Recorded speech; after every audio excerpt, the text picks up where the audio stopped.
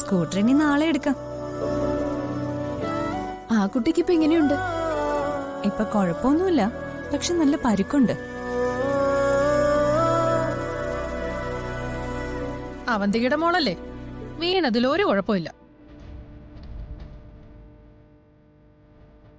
മോളെ അങ്ങനെ പറയരുത്. ആ കുഞ്ഞൊരു തെറ്റും ചെയ്തിട്ടില്ലല്ലോ.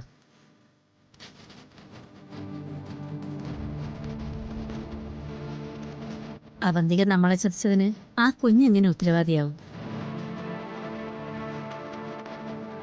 ദാ ഈ നിൽക്കുന്ന നമ്മുടെ കുഞ്ഞുങ്ങളെപ്പോലെ ഒരു കുഞ്ഞു തന്നെയല്ലേ അതും.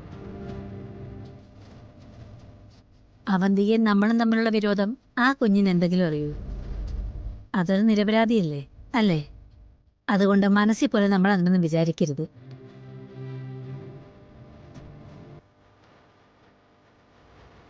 നമ്മുടെ മക്കൾക്ക് എന്തെങ്കിലും പറ്റുന്നത് പോലെയല്ലേ അതും. ഇതാ അമ്മയുടെ കാര്യം. ശത്രുക്കളോടും കുടുംബത്തോടും വലിയ ദയയാ. അവളാണെങ്കിലോ പിന്നാലെ നടന്ന് നമ്മളെ ജീവിക്കാൻ സമ്മതിക്കാതെ ഉപദ്രവിക്കുകയും ചെയ്യും. എടി, അവന്തിക നമ്മുടെ ശത്രുവാണ്. പക്ഷെ ആ കുഞ്ഞെങ്ങനെ നമ്മുടെ ശത്രുവാവും?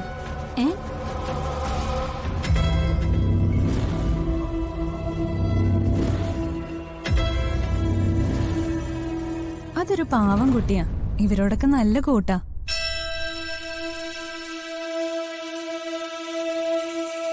ഹോസ്പിറ്റലിൽ വെച്ച് അവരെ കണ്ടില്ലേ അവന്തികെ?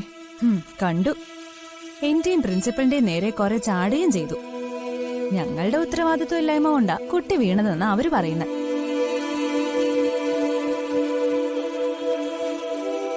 അവർക്ക് ആ കുട്ടിയോട് ശരിക്കും സ്നേഹമുണ്ടോ? അതെന്താ അങ്ങനെ ചോദിച്ചേ? അല്ല, എന്റെ ചേച്ചി തന്നെയല്ലേ ആള്, അതുകൊണ്ട് ചോദിച്ചതാ.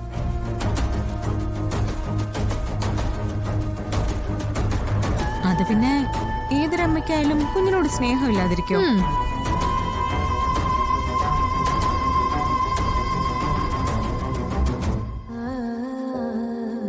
മോളുടെ മുഖം എന്താ വല്ലാതിരിക്കുന്നത്? മോളെ ആരെങ്കിലും വഴക്ക് പറഞ്ഞോ? ആ കുട്ടി വീണ സ്ഥലത്ത് നിങ്ങൾ ഉണ്ടായിരുന്നല്ലേ? ആ അതെ അച്ഛമ്മ, ഇവരും അതിനടുത്തൊക്കെ ഉണ്ടായിരുന്നു. ചിപ്പി വീണപ്പോ ഇവര് പേടിച്ചു പോയി. ആണോ? അതാ ഇന്ദുക്കുട്ടിയുടെ മുഖം ഇങ്ങനെ ഇരിക്കുന്ന.